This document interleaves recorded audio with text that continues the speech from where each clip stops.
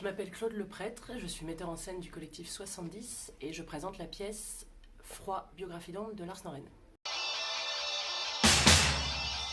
Froid, biographie d'ombre de Lars Noren, ce sont deux pièces qu'on a réunies. On voit dans la première pièce, Biographie d'ombre, l'évolution d'une famille d'un milieu populaire où pourrissent les non-dits et les tabous.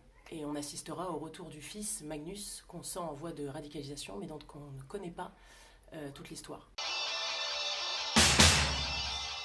Et donc dans Froid, on bascule chez trois jeunes adolescents qui sortent du lycée et qui sont en train de se radicaliser dans un mouvement néo-nazi, fascinés par l'idéologie de la suprématie blanche, etc.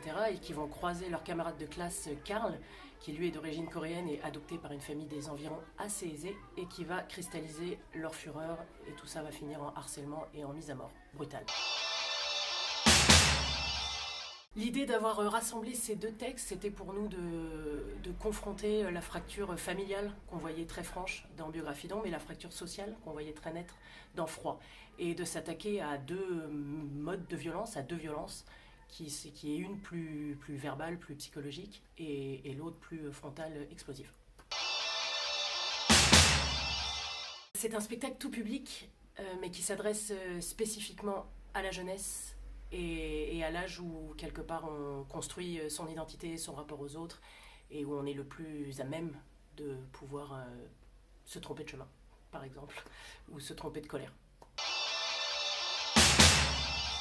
On a essayé de traiter la violence de manière pas réaliste, pour que, plutôt qu'une prise d'otage et que les spectateurs se sentent prisonniers des affects et des émotions, on puisse mettre à distance la violence en ne la représentant pas de manière réaliste, et ainsi lui permettre de réfléchir aux mécanismes de la violence plutôt qu'être pris en otage par la violence des situations. Pour ce faire, on a traité la violence en, par exemple, mettant des coups qui ne sont pas directs mais qui sont montrés.